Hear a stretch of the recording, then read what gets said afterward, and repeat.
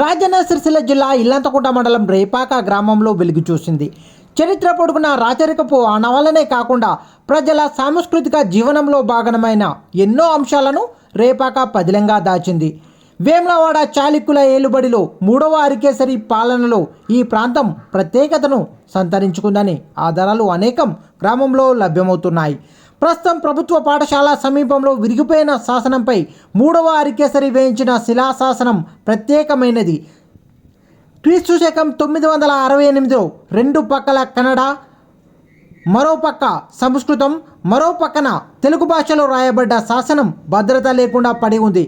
ఇక్కడ కొద్ది దూరంలో రోడ్డు పక్కనే ప్రాచీనమైన వినాయక శిల్పం ఒకటి ఉంది. అప్పట్లో జైన ఆలయం కూడా 3వ అరికేసరి నిర్మించినట్లు శాసనాల్లో ఉంది. ప్రస్తుతం ఆలయం ఆనవాళ్లు ఉనికిలో లేవు. చాళుక్యుల నిర్మాణ శైలి పోలిన మంగళగిరి లక్ష్మీ నరసింహస్వామి